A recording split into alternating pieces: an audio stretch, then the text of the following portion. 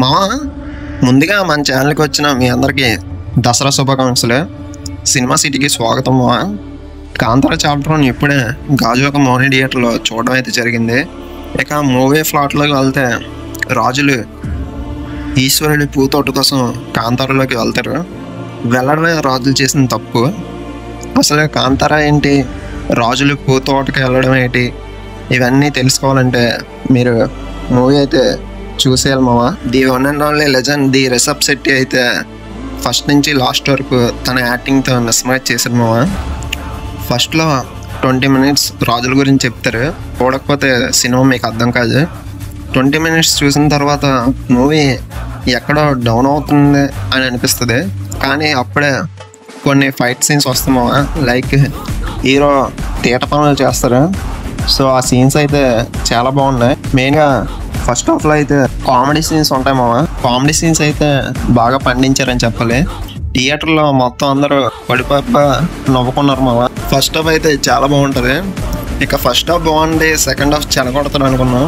కానీ అదే రేంజ్లో సెకండ్ హాఫ్ కూడా 20 minutes అలాగే వెళ్తుంది మావా. 20 minutes చూసిన తర్వాత ఆ హై మొత్తం మళ్ళీ తగ్గిపోతాం మావా. కొంచెం ల్యాగ్గా అనిపిస్తుంది మావా. కానీ అప్పుడే కొన్ని ఫైట్ సీన్స్ వస్తామా, లైక్ దేవుడు ఒంట్లోకి రావడం అలాంటిది. సో ఆ సీన్స్ అయితే ఒక రేంజ్లోకి తీసుకెళ్ళింది మావా మూవీ అయితే. ఇక కొన్ని సీన్స్ అయితే యానిమల్స్తో బాగుంటాయి మావా.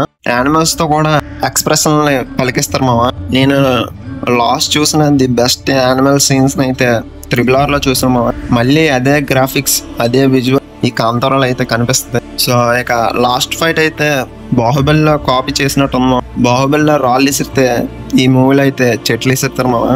సో అదైతే కొద్దిగా బాగా కాపీ చేసినట్టుంది. లాస్ట్ ఫైట్లో అయితే ఇంట్రెస్టింగ్గా ఫైట్ అవుతుంది, మధ్యలో కామెడీ కూడా యాడ్ చేసాం మావా ఫైట్ సీక్వెన్స్లో అయితే.